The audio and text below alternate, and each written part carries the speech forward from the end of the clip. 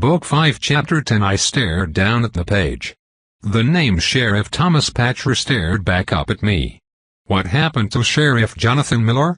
They made Tommy Patcher the sheriff, the very guy who we suspected helped foil the community's attempts at finding Tamaracano. It made sense that they would have replaced him. Sheriff Miller had seemed to sincerely want to solve the mystery. I took in my surroundings. I was standing right outside a large office that just happened to have my name on the door. According to the plaque, my title was lead investigative producer, which meant I was the boss now. I thought climbing the corporate ladder was supposed to be difficult. I heard noise in the distance, far down the hall, and I decided to follow it. And we're live in 5, 4, 3, 2. I followed the voice down the hall, and what I saw was a large set for a news station. There was an anchor's desk and several cameras set up to capture the various well-groomed people sitting behind it. There was a weatherman and one person who must have been on sports. But that was not who was live on the air at the moment. As the countdown came to 1, Kimberly sat at the anchor's desk in shock. A light came on, indicating that they were live, and at first, I thought Kimberly wasn't going to realize what was going on. But she figured it out, seemingly just in the nick of time. She stared into the camera and read from the teleprompter. She was on screen. Good evening, Carousel. Authorities are currently investigating a disturbing new phenomenon, a syndicate of people who dine and dash. That's right. This group has been targeting local restaurants, enjoying lavish meals before disappearing without paying. The Carousel Police Department is working hard to apprehend these culprits and bring an end to their deceitful spree. In other news, a wave of crimes involving smashed and missing lawn ornaments has left the community in fear. Residents across Carousel are reporting the disappearance of their cherished garden decorations, creating an atmosphere of unease. Police are urging anyone with information to come forward as they intensify their efforts to catch those responsible. Stay tuned for more updates as we continue to cover these unfolding stories. I'm Kimberly Madison, and this is Carousel News 9. She managed to get out her lines without fumbling them. As she finished and went off air, she put on an expression to show just how disappointing it was to be reporting on stories like that. As soon as Kimberly saw me, she went off screen. She also went white. Her expression of surprise worried me greatly. As I stared at her, I realized why. She had aged 10 years. She was wearing makeup and her hair was done very well, but it was clear she was 10 years older. Which meant, of course, that I was probably also 10 years older, which was why she looked so shocked. She came to me immediately and said, "How do I look?" "You look great," I said. She rubbed my face to try and see if my rapid aging was the result of makeup or otherwise. "Oh my gosh, we're in our early 30s, she said. "I know, right?" I said. "Carousel might as well have just killed us." I gestured for her to follow me to my office, and as we went along, I found the NPC who had given me the folder on Easton Carousel and asked her to get me everything we had out of Easton Carousel for the last 10 years related to homicide or any major crimes. She looked at me like it was a gargantuan task, but 10 minutes later, when she walked into my office, the folder she had collected, while not empty, was not exactly full. 10 years later? Kimberly asked. "Yep," I said. Classic storytelling device. Kind of explains some things, like why we never saw any enemies. We were in the before section. If we saw too strong of evidence, it would have been weird for us to just leave it alone for a decade. So now we go back out there? Kimberly asked. "Yep," I said. "We'll have to do a whole performance explaining why we're gonna do it, but that should be pretty easy." I handed her the file I had been given when I first got there. "This says the active sheriff is Antoine Stone?" Kimberly said. "Sure does. After the death of Sheriff Thomas Patcher." She was as perplexed by that as I was. We hadn't gotten to spend much time with Tommy Patcher, but he certainly didn't seem the type to be a leader. "Check this out," I said, as we started looking through the files we had been given, as well as some of the files that were already in my office. It says that we passed forward our evidence and footage to the B. B? Kimberly asked. The Carousel Bureau of Investigation, I said with a grin. Of course. They concluded that our witness, the mother of the missing child, was unreliable and had a vendetta against local authorities and community members. She was hostile when approached, so the CB decided not to move forward with the investigation.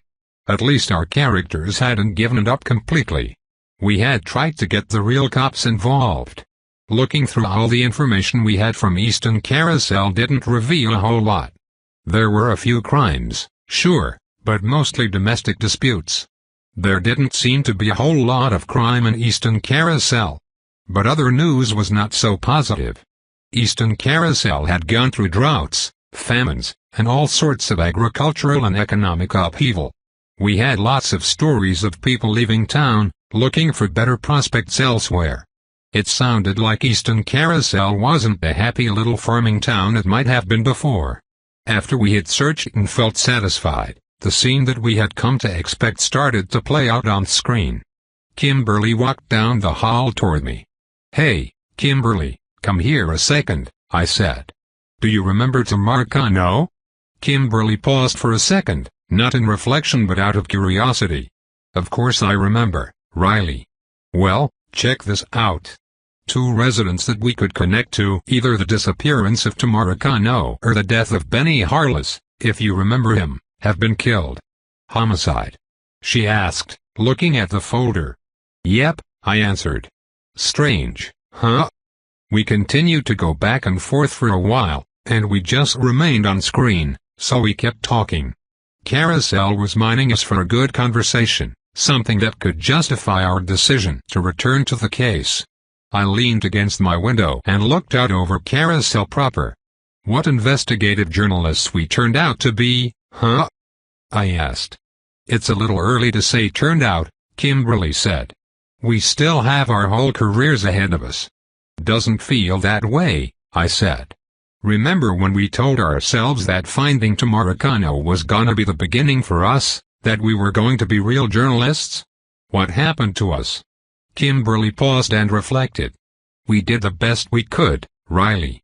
We passed our information on to the authorities. They are the ones that decided not to move forward. We do our jobs. That's all we can do." "That's what I tell myself too," I said. Kimberly pulled a missing poster from the file folder and stared at it. The picture of Tamarcano haunted her. "I guess we were never investigating a missing person," she said. "By now we can probably go ahead and call it a homicide." "I'm afraid so," I said. "Another homicide out in little old Easton Carousel."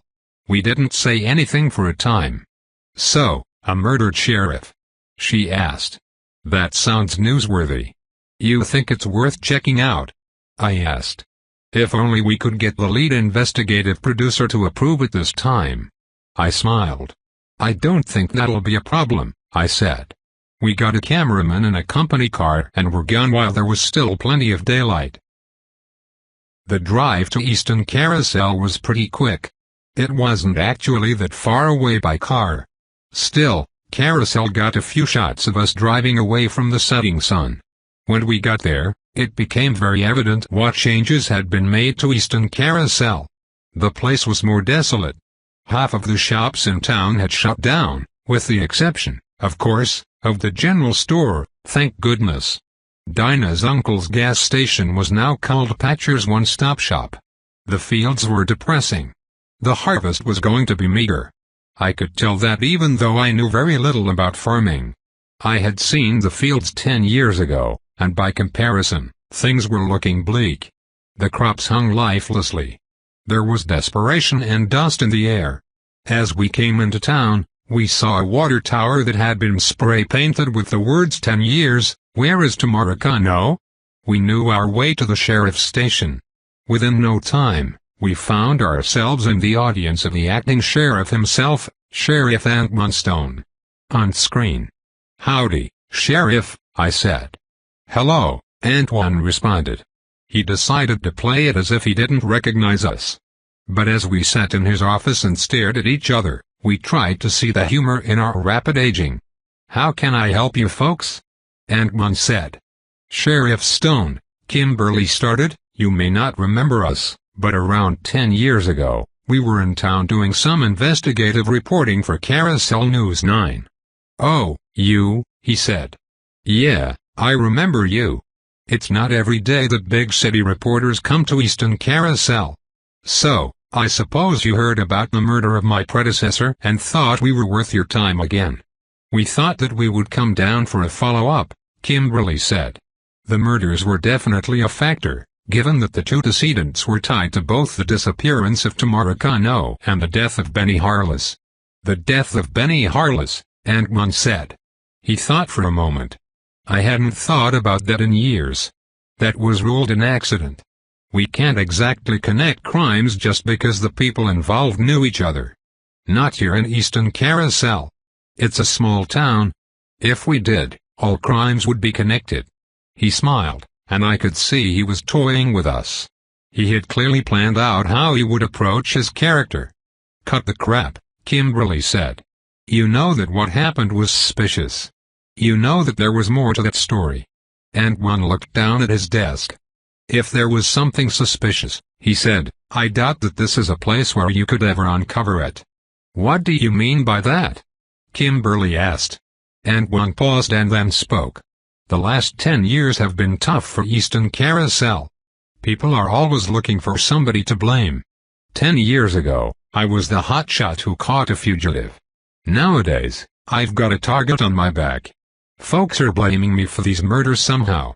The way people are talking and acting these days, it wouldn't surprise me if there was a conspiracy. And that's off the record." I wondered what had happened to Antwon's character that would justify his statement. Perhaps after the death of Sheriff Patcher, the townsfolk had started eyeing him with the same suspicion that they had shown us. His character was finally seeing the true Easton Carousel. "Sheriff," Kimberly said, "I sense that you don't have many allies right now." "Your senses are sharp," Antwon said. "Well, maybe you could use some," Kimberly said. Antwon paused and then said, "If I let you help me, you gotta understand one thing.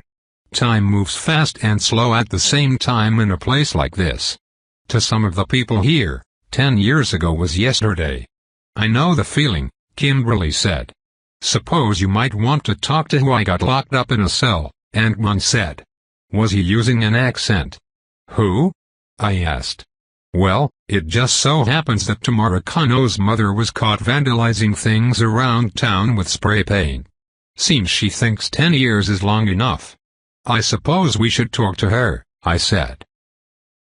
This was a small-town sheriff's office, so we just walked a few rooms over and saw Dinah lying down in a cell. When she saw us, she started to holler. "Not you," she said. "Back for another story." We had promised Dinah's character we would help find her daughter, and we had broken that promise. We had left this town and her problems behind us. "Miss Kano," Kimberly said, "I'm so you do remember me.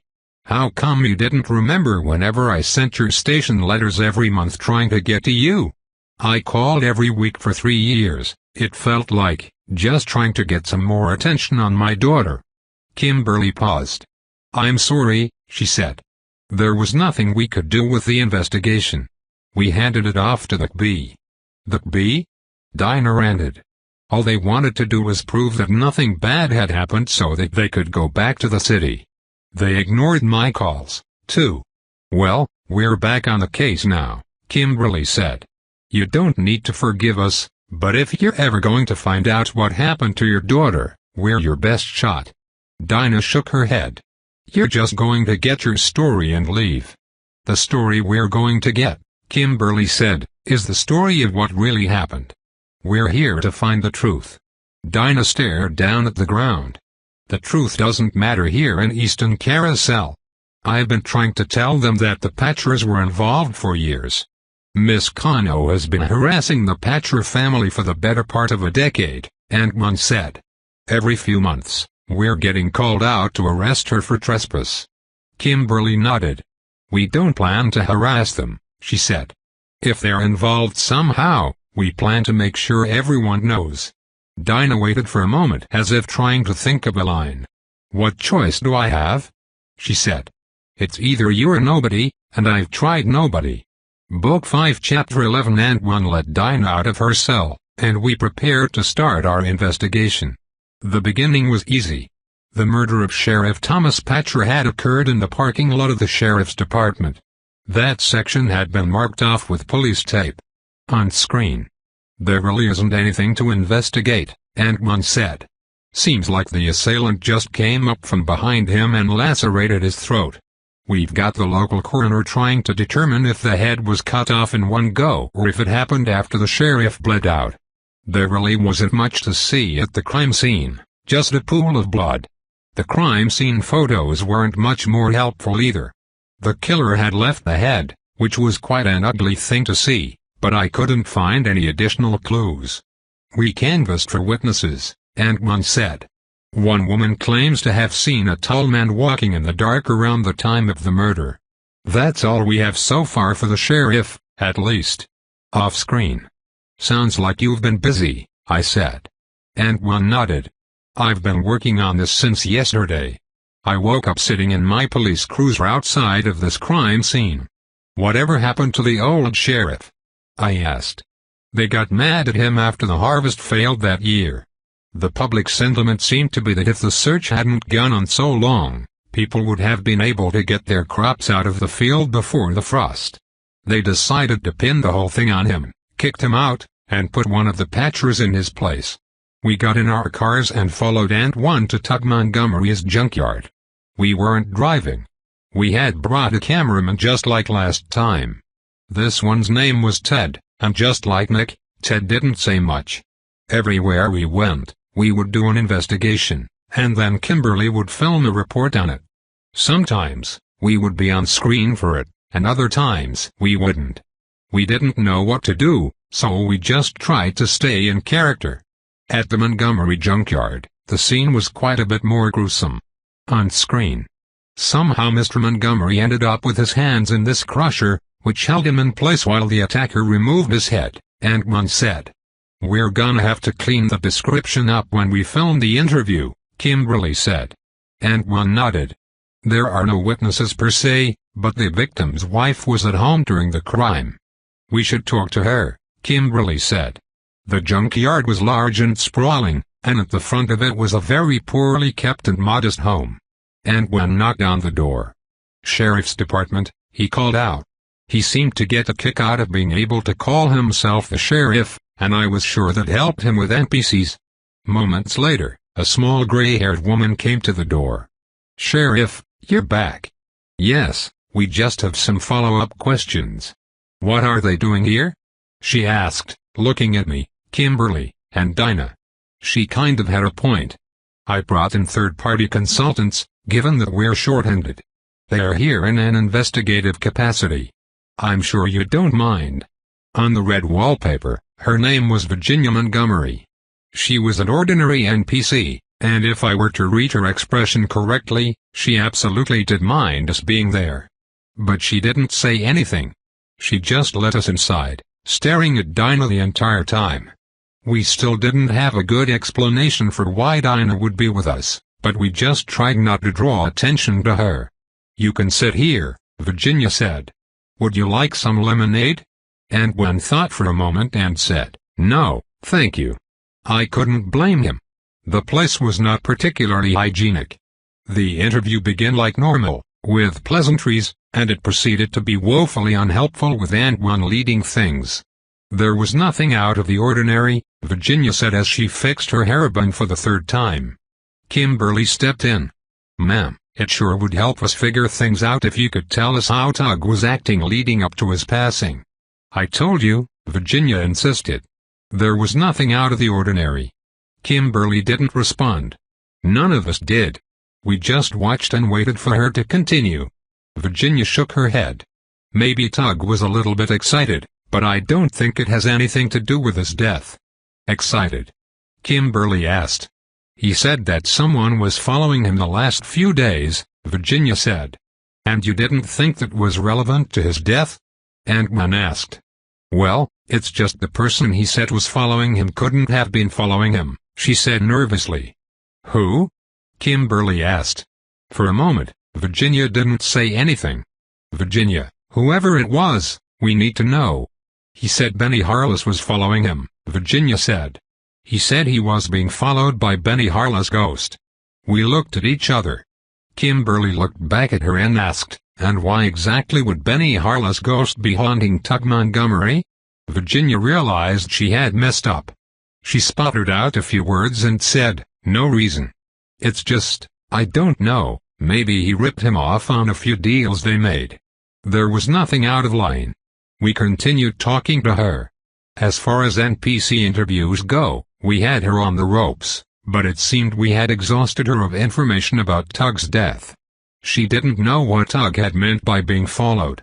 She didn't know much of anything. There was a lull in the conversation, and in that lull, I noticed something on the far wall. Excuse me, ma'am, I said. Why do you have one of those shrines that the Patchers always have? Virginia looked back at the shrine, which showed Aurelius and Mavis Patcher. A candle was lit underneath. Well, Tug was a Patcher, Virginia said. His mother was, at least. Tug always loved being a part of the Patcher family, even if he wasn't part of the main line. Tug always valued family. That made sense. How many other Patchers were there in town? Family is where you find purpose, I said, echoing the phrase that was written on the shrine. Exactly, she said. That's exactly right. Now, if you don't have any more questions, I'm going to have to ask you to leave. Outside, we remained on screen. It's the Patchers. It's always the Patchers, Dinah said. I told you they were involved. The only question is, how was the death of Benny Harless related to my daughter's disappearance? Well, he was one of the last people to see her alive. Maybe he remembered something, I said. He could have called something into the sheriff's office, and maybe Tommy Patcher was the one to get the call, Aunt One suggested. So, what's next? Dinah asked. We need to go see Margaret Petty, I said. Who's Margaret Petty? Aunt One asked. Margaret Petty was the woman with answers. Evening, Sheriff, Margaret said as she answered the door of her mobile home, confused. How can I help you? While she didn't like the idea of being woken up late at night, she did have a kind tone to her voice. Aunt One looked back at me and then at her and said, Ma'am, we're here to ask you a few questions about your Comstock foray. You left that car in the care of Benny Harless, didn't you? Margaret, a larger woman with curled hair, turned her head and asked, You woke me up to ask me about my stolen car from 1966? Aunt One paused and then sheepishly said, We just have a few questions. I thought your people said that the case was closed, that the car had been stolen and sold for parts. Why are you asking me about this all these years later? This is strange, we understand, but we just need to know a few things, Aunt One said. Kimberly took over again. It is our understanding that you took your Comstock foray to Harless Automotive due to some handling issues. Margaret took a moment to try to recall. Yes, it pulled to the left. I just bought that car, and I wasn't going to take it back to that oaf, God rest his soul. What oaf? Kimberly asked. Tug Montgomery, Margaret answered. That's the guy I bought it from. Gave me a really good deal, too. It's a shame that car was stolen out of Benny's lot. Can you remember when you purchased that car? I had barely owned it for a day, Margaret said. Benny said he could fix it right up, but of course, he ended up dying in that accident. Poor soul. The pieces were starting to fall together. Thank you, ma'am, Aunt One said as we rushed away from her trailer. I took out my map of Easton Carousel and laid it out on the trunk of our company car. I took my pen and said, All right, look here. This is where the murder of Thomas Patcher occurred, and this is where the murder of Tug Montgomery was. Do you see what's in the middle? They looked at the map. Harless Automotive, or at least what used to be Harless Automotive, Aunt One said. That's right, I said. Now, if you're a killer covered in blood and carrying a sharp weapon, odds are you're not going to stray too far from home. I bet that the killer is probably hiding somewhere near the Harless property, maybe in the woods in this area, I said, waving my finger over a section of the map. The truth was, while my logic was sound, it wasn't necessarily correct. but I had seen this same logic used in movies time and time again. It was a nice visual for an audience. I was banking on one of two things happening: either I would be correct, or Carousel would accept my improvisation and make it correct. As if answering my question, the police scanner started coming to life. "We have an attacker at Hidden Gorge," a voice rang out. "There is an attacker at the campsites at Hidden Gorge on Faraway Lane. All units respond." My bet was that there were some patchers camping at Hidden Gorge. I looked at the map, found Faraway Lane, and circled it. It completed the trifecta. Between it and the two murders, we were able to triangulate a location where the killer might be hiding. It confirmed my guess. "I need to get there," Ant-Man said. "I'm the sheriff." "Let's go," Dinah said. "No," I said. "Sheriff, you wanna go now, but I got a better idea for the rest of us." They looked at me, confused. "Well, if the killer's at Hidden Gorge," I said, "then that means he's not at home. If we are going to search these woods, now is the time." We needed an encounter with the enemy. We needed the story to escalate enough for us to be able to understand it better. Tropmaster stole half of my plot armor. I needed a return on that investment. I didn't know if that was actually a good idea, but I thought Carousel might like it. And boy, did it like it. We were nearing the middle of Rebirth as we took some flashlights from our car, as well as one of Antoine's guns he had raided the sheriff's department armory, and headed out into the woods. We were off-screen for a little while after we entered them. "Why exactly are we assuming he's in the woods?" Kimberly asked. "We don't know what this killer is. If it really is Benny Harlow's ghost or a haunted scarecrow, we need to be in a setting where that type of creature could make an appearance. The spooky overgrown woods are perfect for that." Ted, our new cameraman, walked behind us and ignored what we said. He was really good about that. "And what if it's not a ghost?" Dinah asked. I knew what she was referring to. There was one obvious suspect. We met Russell Harless 10 years ago when he was a child, but by now, he would be an adult. We had no idea what was going on with him as far as the supernatural went, but we did know he had to come into play at some point in time. What better reason for a time skip than to let an important character with a temper grow up? "If it's not a ghost, we run, same as if it is a ghost," I said. We weren't at second blood yet, so no one needed to die. I didn't think that this foray into the woods would be our end, but I did think we could learn a whole lot. "All else fails, we need to check out Harless Automotive anyway," I said, "and it's right nearby." All else did fail. We didn't find anything in the woods. That was okay. The search was suspenseful, and I'm sure Carousel got some great footage of us scaring the crap out of ourselves in the dark, foggy woods. We came out of the forest onto farmland. Opposite us was a very well-kept farmhouse and what remained of Harless Automotive. On screen. We crept through the fields, trying our best to stick to the established path.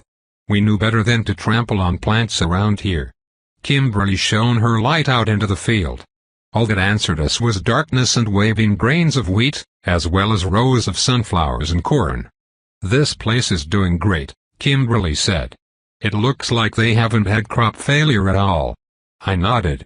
Even in the darkness, we could see that this was an oasis in Easton Carousel. Rose Harless' garden included every kind of vegetable and was full of life. "Let's check out the garage," I said. We continued to shine our lights over the field, and all that ever got uncovered by them were plants. Kimberly started to scream but managed to catch herself.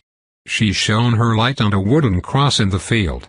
It was the same cross that the scarecrow had been hanging off, except not all of the scarecrow was there anymore. The head had been removed and the body hung limp. We walked slowly closer to the garage on the other side of the field. Dinah was quiet, and for the first time, I didn't think it was because of her natural shyness. She, like the rest of us, was spooked out. "It's locked," Kimberly said, shining her light at the door, where a padlock prevented anyone from entering. "Let me look at it," Dinah said. Walking up to it, she analyzed it and said, "Give me a second." In approximately a second, the lock flipped open and the door hung ajar. "Are you getting this?" Kimberly asked Ted, The cameraman. He swallowed hard and said, "I'm getting it, but this camera doesn't do so well in the dark." Carousel was going to love that. "Here we go," Kimberly said as she pushed open the door and walked inside. The rest of us followed. The garage had not been used for cars in quite some time. The lifts, however, were still in use. The mess from Benny's death had been cleaned up, and the hydraulics had been repaired. "Is that a treehouse?" Dinah asked. And that's exactly what it looked like, a treehouse built on a car lift. "I told you my intuition was right," I said. "I knew we were looking for a tree something." A lame joke, but I needed to carry forward the thread of my latent psychic abilities somehow. A set of stairs led up to the treehouse. Kimberly was the first one up. "Oh my God," she said. We all scrambled up behind her. What we found was a small mattress with blankets and a collection of magazines, some related to cars, others were just comic books. What had freaked Kimberly out was the shrine on the wall, but this shrine was not to the Patcher ancestors. This shrine centered around the missing poster for Tamaracano. There were candles, but none of them were lit. At the base of the shrine was a mason jar filled with various seeds, a sunflower, and inside a small plastic baggie, something that I couldn't quite identify at first. "It's a hair tie," Kimberly said. It was a ponytail holder, the kind with the little plastic ornaments that little girls use to decorate their hair. "That's Tamara's," Dinah said. She grabbed it and held it up to the flashlight. The ponytail holder had hair stuck in it and dried, rust-colored blood, and there was something else stuck to it that I didn't recognize at first. It was red and crystallized, almost gooey. "What is going on here?" Ted said as he came up and filmed the shrine. That was the first line he had spoken without being asked a question first. He wasn't willing to come all the way into the treehouse. That was his mistake. He looked on and held up the camera. Something grabbed onto his leg and pulled him down the stairs rapidly, leaving the camera behind. His screams echoed through the garage. Book 5 Chapter 12 I could hear footsteps and Ted screaming as someone dragged him along the floor. I had a gun that Antoine had given me and enough hustle to be able to use it. I climbed out of the treehouse in what probably looked like a very clumsy crawl. I managed to land on my feet and point the gun in the direction of the open door, where I could see a mysterious figure standing. He still held Ted's foot as he dragged him. I took a shot. And I missed. I couldn't have missed. I had devoted so many points to hustle that I should have been able to pick up a firearm and hit anything in a storyline, but somehow, I had missed. If I had hit and it had not been fatal, I could understand that, but missing made no sense. That either meant that the figure had higher hustle than I did, or he had a trap that protected him from gunfire. I shot again. All I saw were the sparks that flew in the distance as my bullet hit something other than my target. "Let go of him!" I screamed. The figure didn't care. I couldn't see his face. He was just a silhouette, but I could tell he was taller than me. At that moment, I was afraid to unfocus my eyes so I could look at him on the red wallpaper. Luckily, for a reason that I didn't understand at the moment, the dark silhouette of his head turned, and in the blink of an eye, he was out the door, which he slammed behind him loudly. He left Ted screaming and hollering on the floor. Kimberly and Dinah were down from the car lift treehouse. "I need a flashlight," I said. That was definitely the killer. I had left mine up in the treehouse. Dinah grabbed it for me. I did the thing that I often saw in action movies, where cops put a flashlight in one hand and a gun in the other so that they could shine the light wherever their gun was pointed. "We need to go outside," I said. "With the killer?" Kimberly asked. "It's where the story is going," I said, which, of course, was pretty much the only reason we ever did anything, but in this storyline, it was something my character would care about, too. Kimberly prepared her gun and flashlight similarly to how I did. I didn't take all those self-defense and firearms training courses because I thought I was going to be running after killers, she said. It was for when the killers ran after me. Her hustle jumped up 2 points, as did her mettle and grit. Her hand, which held her firearm, steadied. "Let's go," she said. "Ted, grab the camera and follow us," I added. He grabbed me, Ted said. I thought he was going to kill me. Well, he didn't, so it's time to work, I replied. I had to have earned the promotion somehow. Being a hardest was a good reason. We crossed the garage toward the door we had entered in the direction the killer had gone, and as we did, we heard someone outside yelling. It wasn't a scared yell. Kimberly started to say Antoine, but disguised it as a gasp and then said, "It's Sheriff Stone."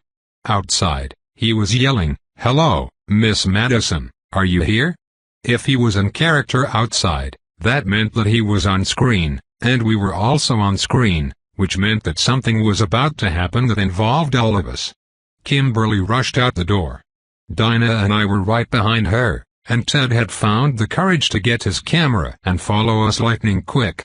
Antoine stood at the edge of the field and continued screaming. "Sheriff Stone!"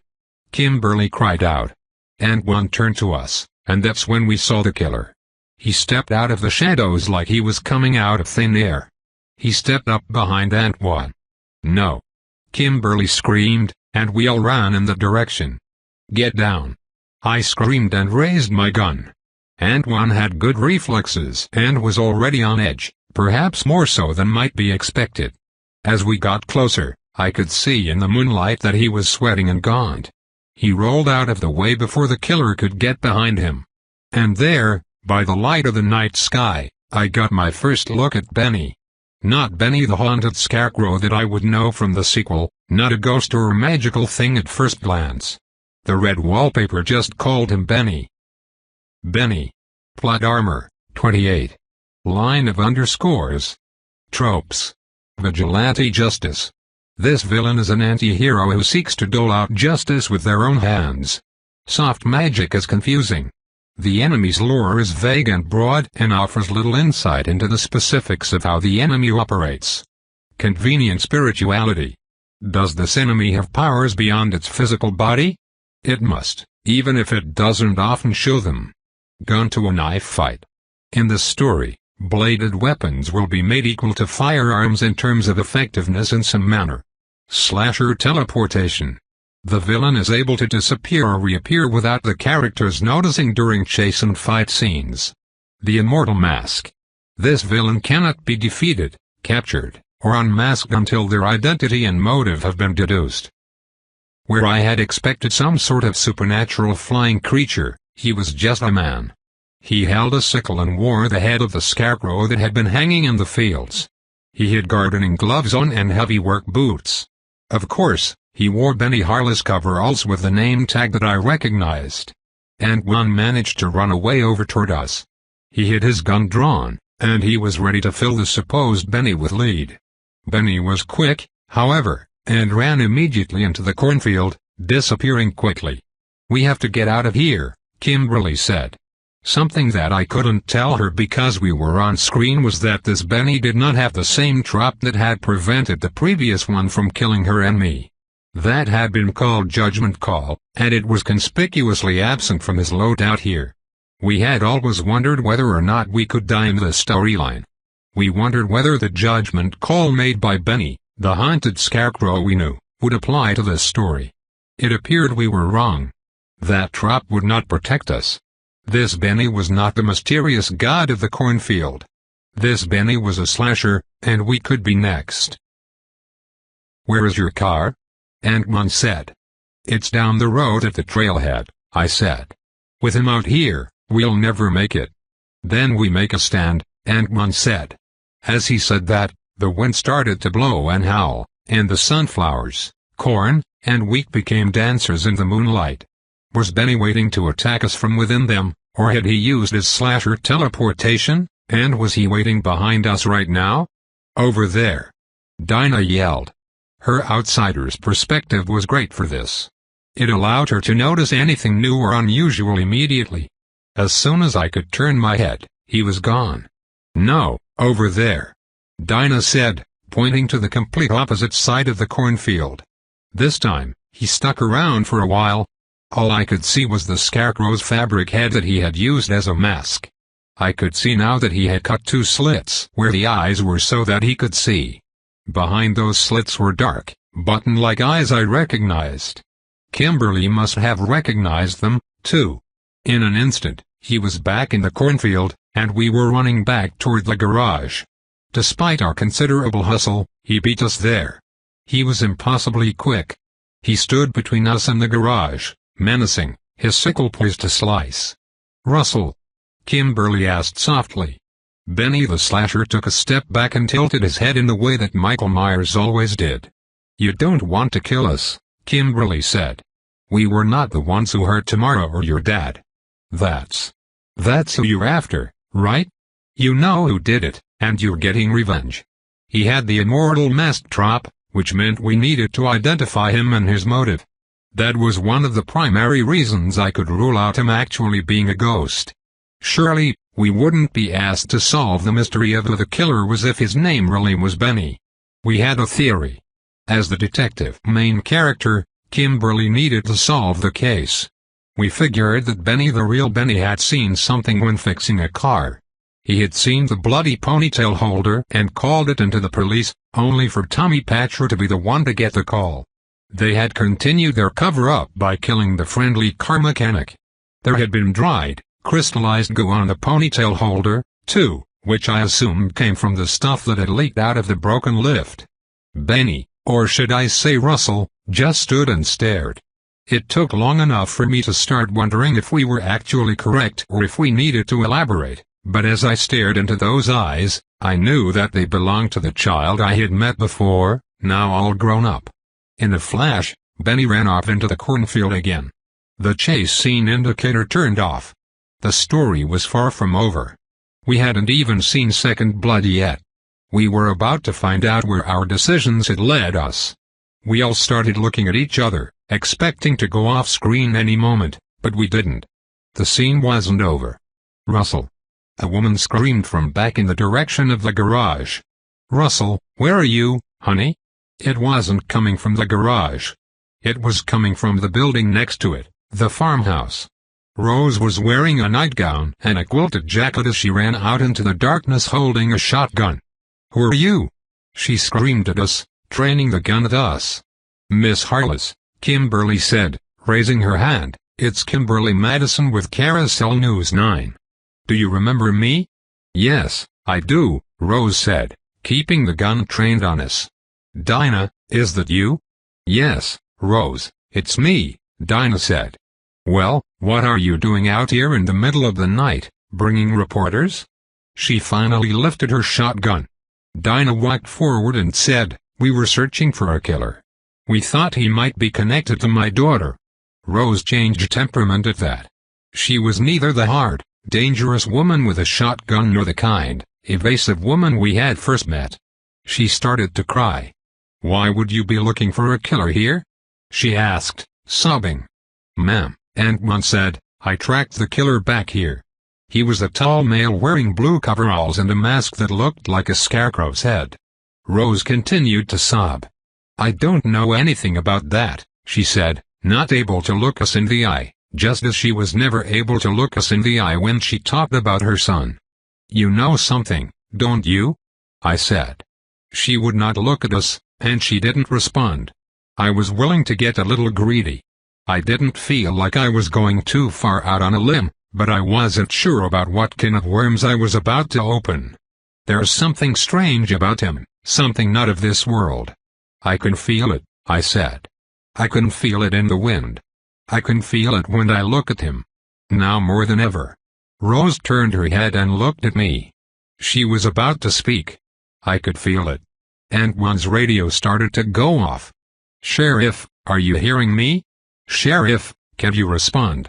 Did you find anything over at Hidden Gorge?" Aunt Mon took out his radio, which was large and unwieldy. "Yeah, I found something," Aunt Mon said. "Gonna need you to send in all units. Off-screen." "Finally. You found something?" I asked. "Yeah, he killed 2 Patchers. They had shovels. I didn't get time to investigate because I pursued him over here. Something in the way he said that was odd, like he was sick to his stomach or dizzy. I decided to ignore it." "Let's get there now," Kimberly said.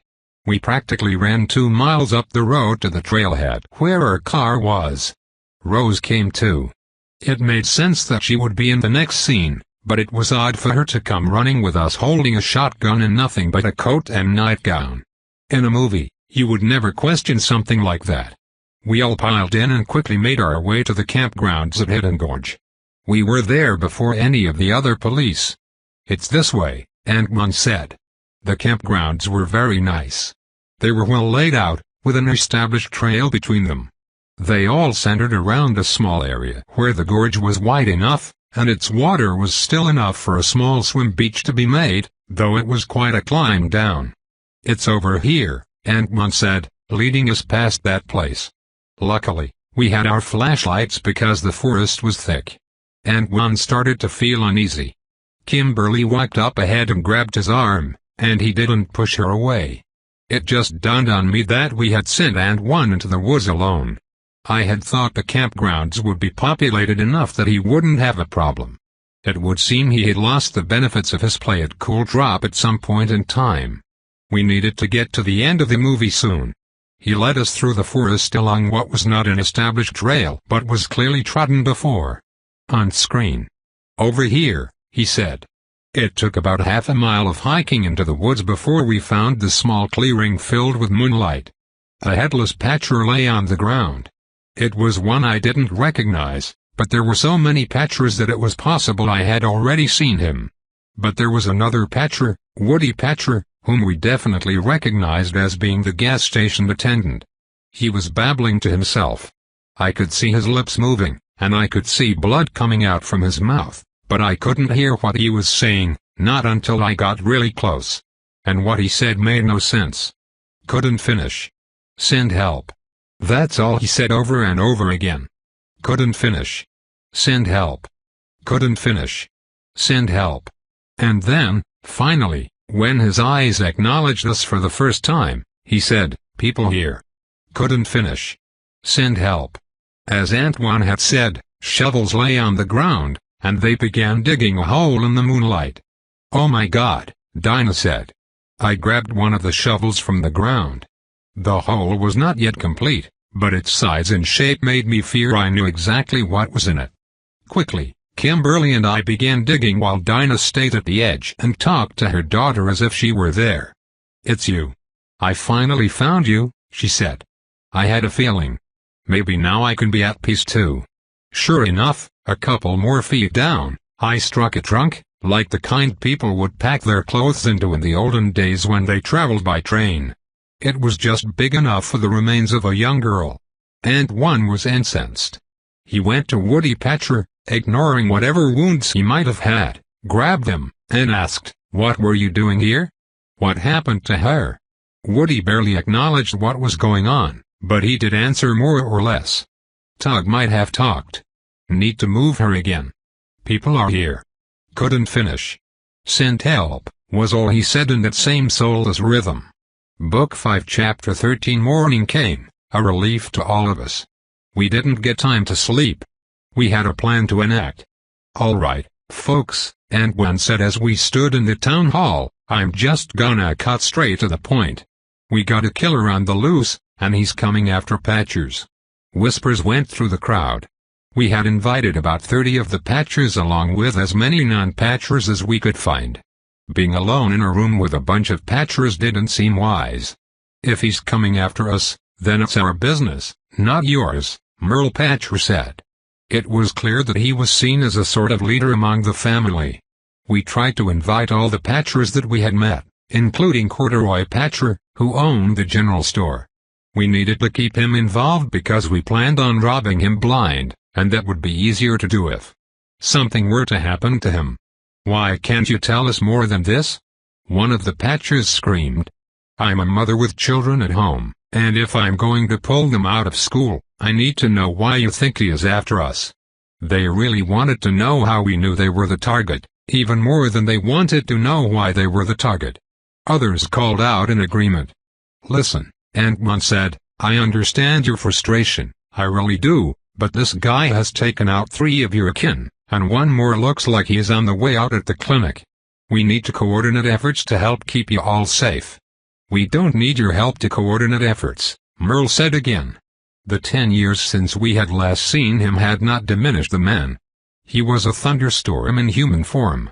In fact, he was so notable in the presence of the other patchers that I started to believe we had messed up by not getting to know him better in the party phase. He seemed to be a key player. "We cannot just sit around while more innocent people are slaughtered," Ant-Man said.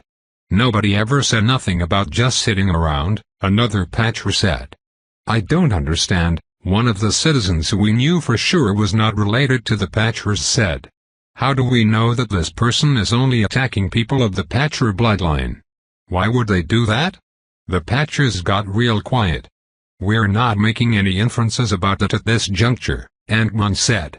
"If any of the patchers have any idea why your family might be targeted, you can contact my office anonymously and feel free to let us in on that." "None of us are going to tell you anything in secret," Merle said, taking offense at the very notion. "We are a family. Family is where we find our purpose. We don't need your help." The other patchers agreed vehemently. The man that I assumed was Merle's son, Joshua, said, "We have our own ways of solving problems around here." Perhaps that was a bit too far.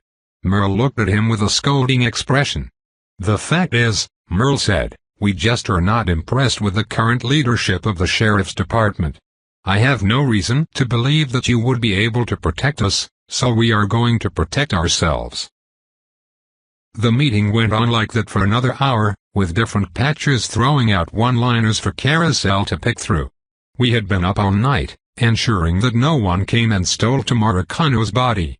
We needed to make sure that it got back to a medical examiner who wasn't a patcher, married to a patcher, or the secret love child of a patcher.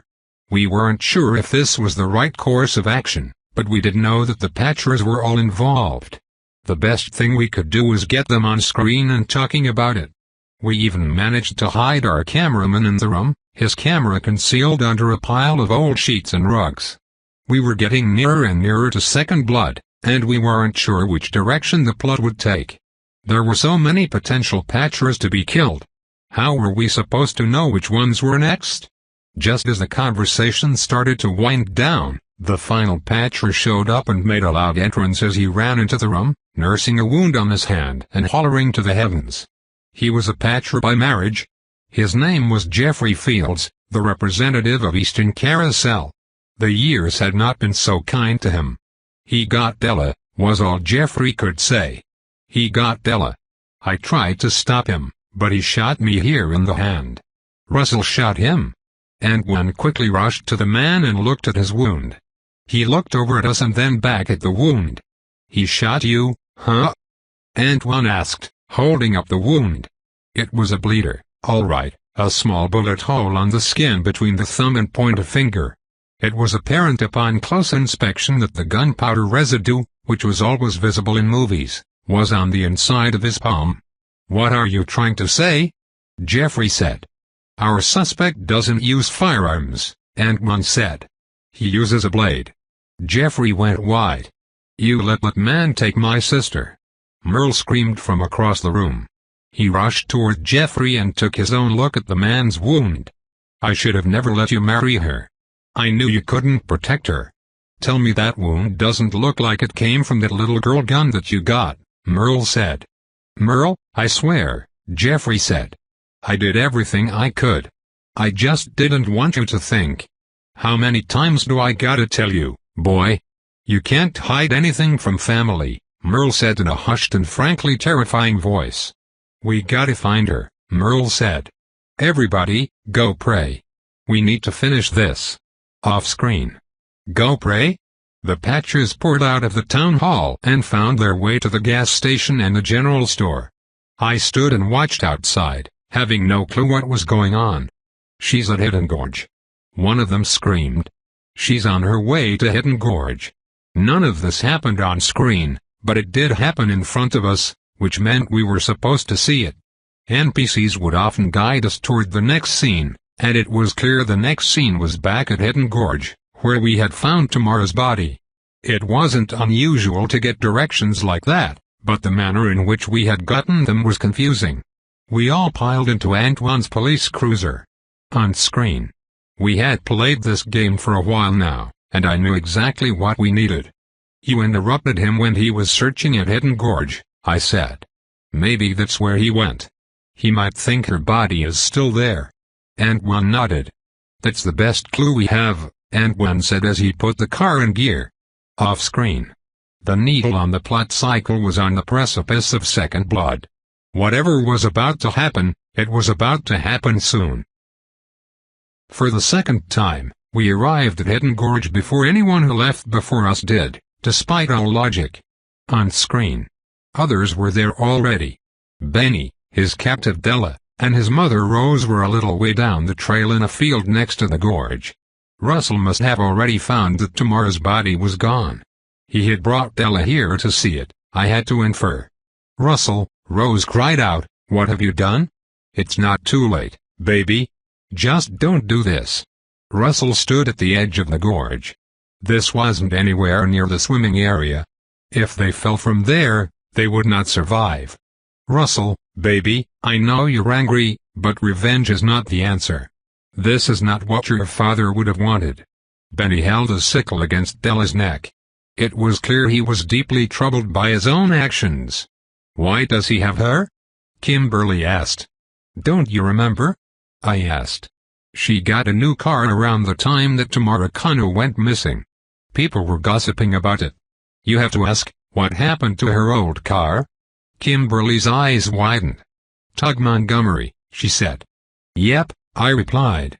Put your hands up, Antwan said, finally figuring out what he thought his character would do at that moment.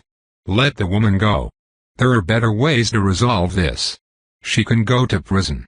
We know what happened now. This was not an effective argument to Russell. Tug Montgomery was supposed to tear down her old car, I imagine, after she hit Tamara on the road while walking home from the Harless place. But he got greedy. That was his reputation, being greedy. He decided to sell the car for cheap to Margaret Petty. Then, when it was handling funny, probably because of the accident, she brought it to Benny Harless, the best mechanic in town.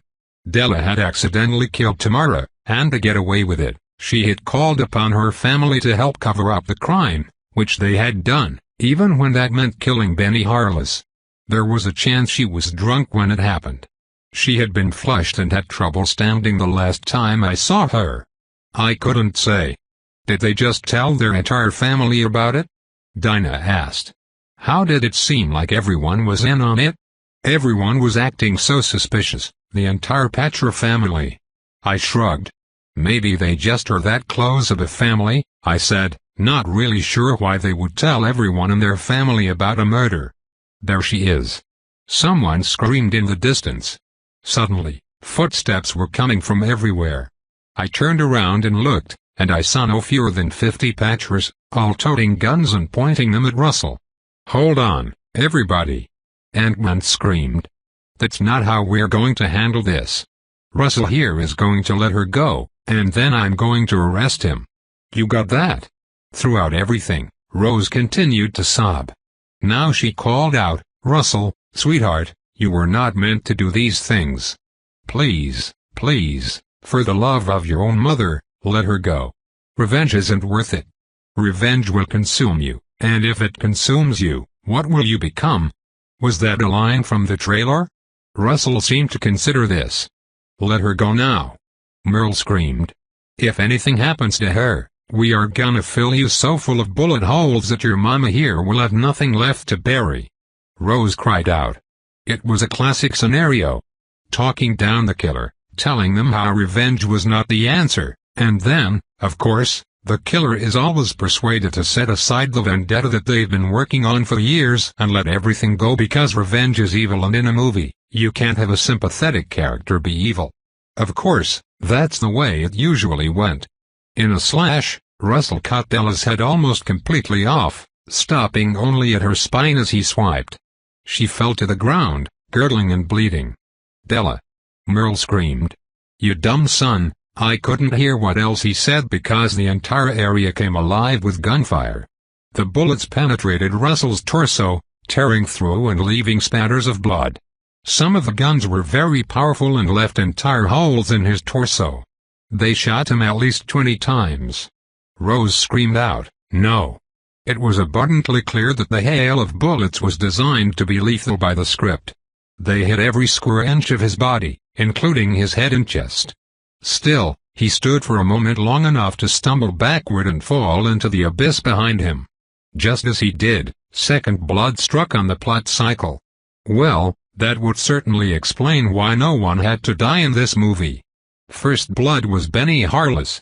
Second blood was his son, Russell. Several of the Patchers ran to Della's aid, but she was a lost cause. Other than a few miserable gasps, she was finished. Benny had killed everyone apparently involved in his father's murder and the death of his childhood friend. Russell, Rose cried out. Kimberly immediately grabbed onto her, as did Dinah, and they helped stop her from falling further to the ground. I always prayed for a child, Rose said. I prayed at the church in town. I prayed to the gods of foreign religions. I prayed, and I never got my answer. She looked up to the sky and around at the trees and the wind that blew their leaves rapidly. Then I prayed to the trees and the fields and the forest and to the gods that have no names. And they gave me him, she said, looking up at Kimberly. I heard him crying in the field. He was born from a gourd, his umbilical cord attached to the plant itself.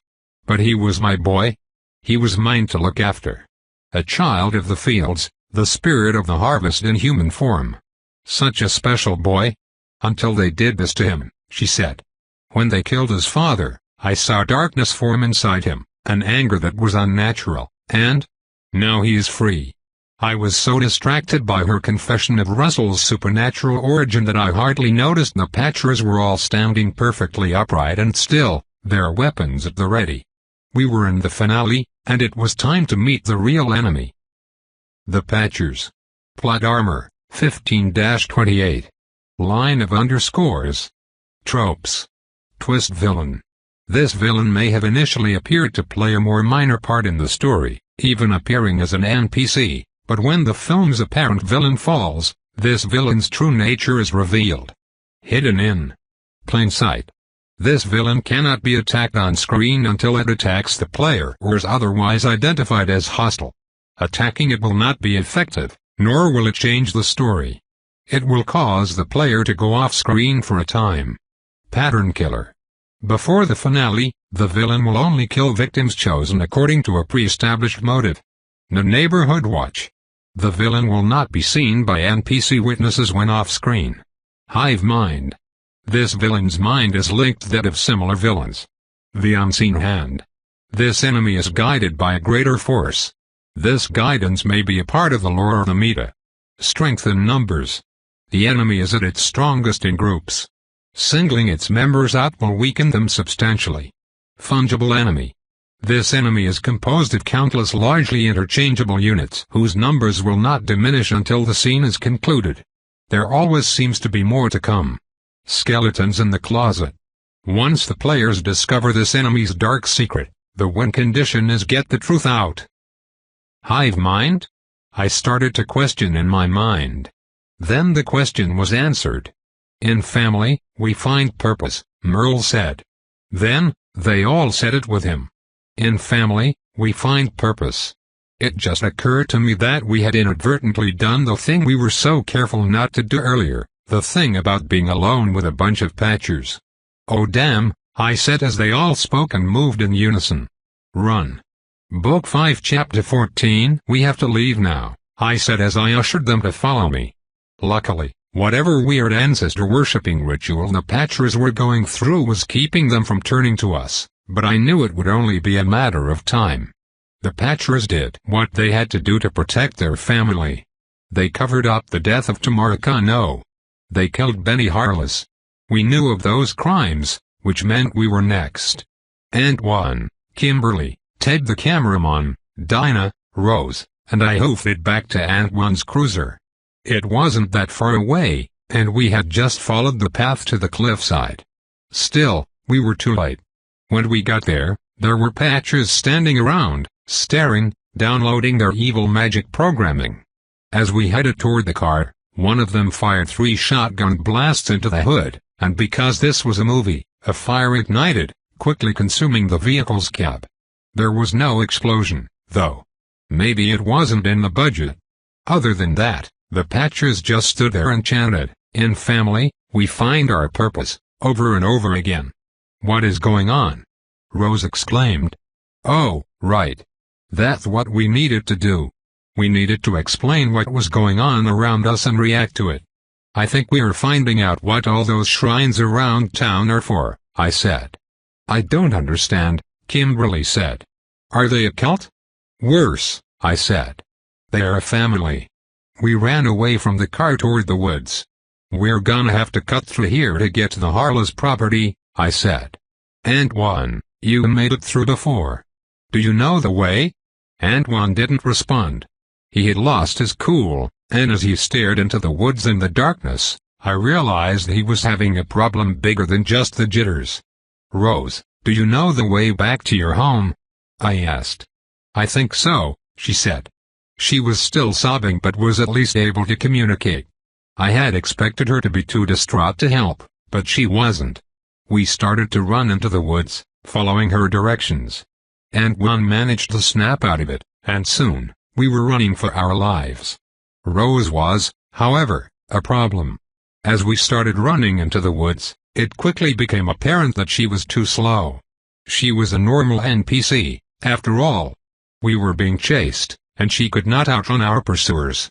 "Antoine, help her," I said. Antoine realized what was going on and picked her up with one arm, just kept running with her like it was nothing. Ted, the cameraman, was having no problem keeping up with us. He must have had an NPC trap that allowed him to do that. He was a cameraman, so it made sense that he could follow us wherever we went. Off-screen. "What's the plan here?" Antoine said, fear caught in his throat despite his efforts to hide it. "We make our final stand at the Harlow's farm," I said. "I thought we were doing the finale at the boarding house," Kimberly said. "Isn't that why I took my penthouse drop?" "Change of plans," I said.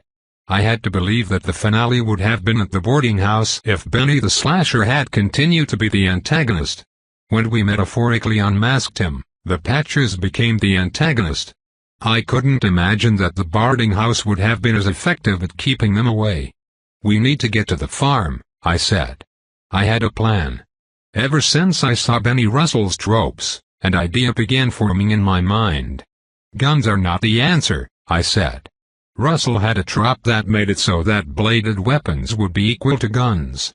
That's why when I shot at him, I missed even though he was only 30 feet away. We need bladed weapons. We could have used them right then, in fact. On screen. We had been running through the woods for 10 minutes when the Patchers started to make an appearance. "On the right," Dinah said. One of the Patchers, whose names were rapidly becoming less important, appeared, apparently unarmed, but with palpable malicious intent in his eyes. Antoine didn't seem to mind that he didn't have a gun on him. With his one free hand, he aimed and took a shot. One down, a few hundred more to go. We were in a run-and-shoot sequence, which I was getting used to in Carousel storylines. These sequences would go on until Carousel had gotten the footage it needed. One after another, Patchers would come out of the woodwork with blank expressions on their faces and some random weapon in their hands. At first, I thought it was just about lining up and shooting, but then I started to realize that Carousel was depleting our ammo. Every Patcher who had a gun would shoot until their weapon was out of bullets. They were aiming at Rose. After all, she did have the lowest plot armor. We ran down the trail until there was no more trail, and then we just kept going. "Rose!" Kimberly exclaimed as we came into a clearing in the woods. I glanced up to see that Rose had been shot. It was one of those ambiguous movie wounds whose only evidence of existence was a lot of blood on her nightgown. It could have been a gut shot, which would always be fatal, or it could have been some innocuous wound that even an NPC could survive. We had no way of knowing, and I suspected that the nature of the wound would be determined by what choices we made. "I'm fine," Rose said, but her weak voice did not give us much confidence. Unfortunately, the run-and-shoot sequence did not reveal any of the main Patchers. This was a lead-up to something else. It took us 20 or so minutes to break through the forest into the fields of the Harlow's property. In the entire sequence, Ted the cameraman was never shot once. I couldn't even tell if he was shot at. That mysterious NPC drop was likely the explanation. On screen. Rose, I said, where do you keep all of the tools you use in the garden? Where do you keep your guns? The garden. She asked, delirious. Do you have a tool shed or something? I asked. I'm running on empty here, I said, holding up my firearm. Do you have weapons or guns or something? Behind the house, she said weakly. We knew she had a gun, but she wasn't telling us that. We ran across the fields until we got to the Harless house. Sure enough, there was a small shed attached to the back of the house. We had failed to explore it before the finale, so my heart sank as we walked near it. Discoveries have to be made before the finale. You can't just let weapons appear out of nowhere. They have to be established.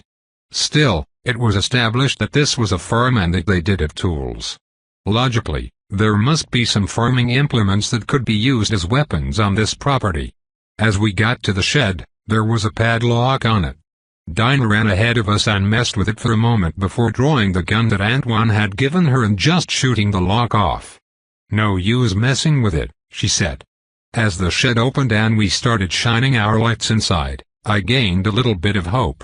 There was a large pegboard on which all the tools were kept neatly in place. The tools had been outlined in chalk or something similar to show where they went, so we knew which tools were missing. The axe? Gone. The machete? Not there. Its space was empty, and I couldn't see it anywhere in the shed. In fact, I felt like Carousel was just teasing us because this shed had space for a few more ambiguous bladed tools, but they were mostly empty. There were a few things, though.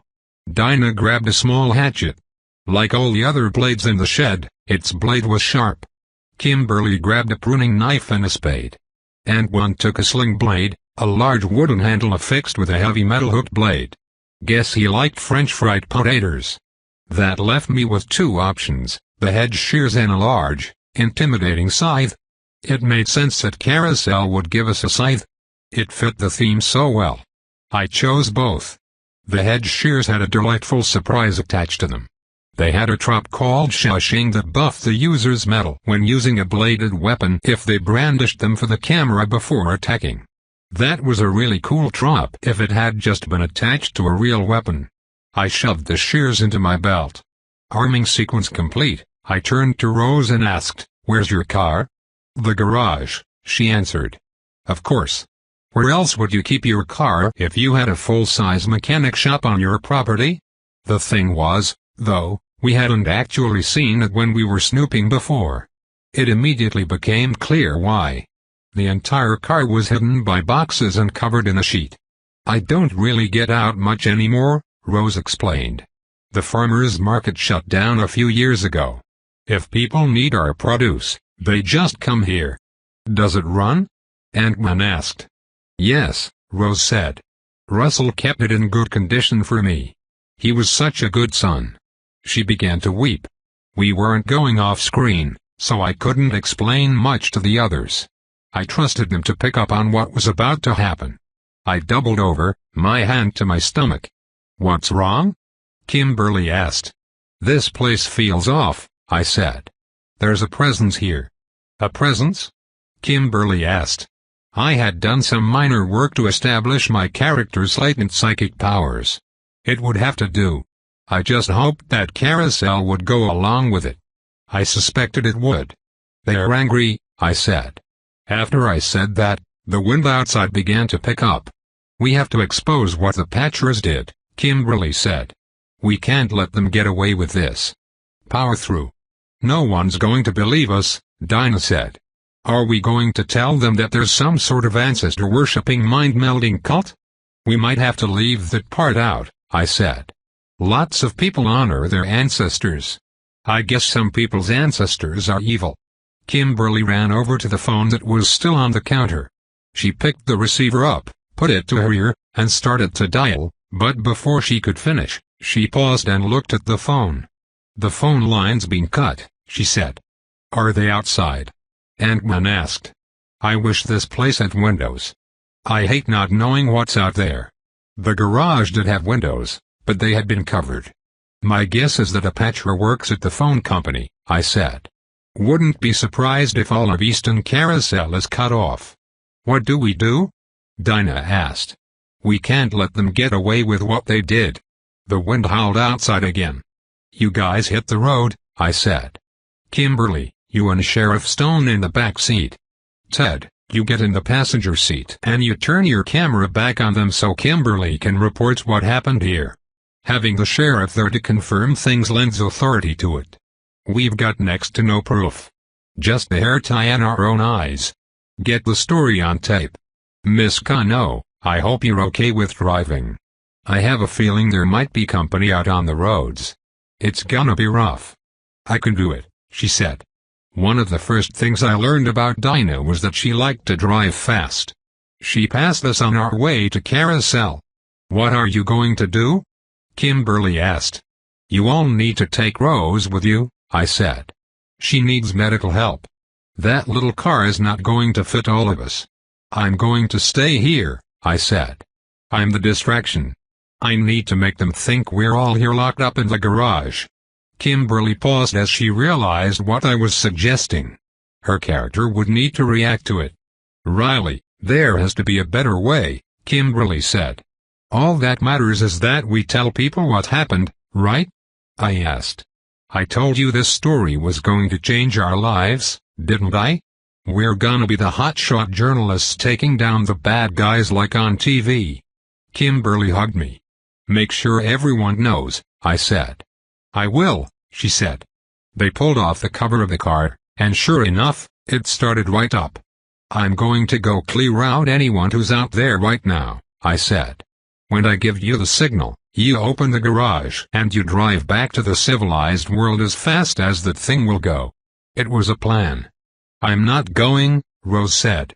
"Rose," Kimberly said, "we need to get you to a hospital." "You're a sweet woman," Rose said, "but this is my home.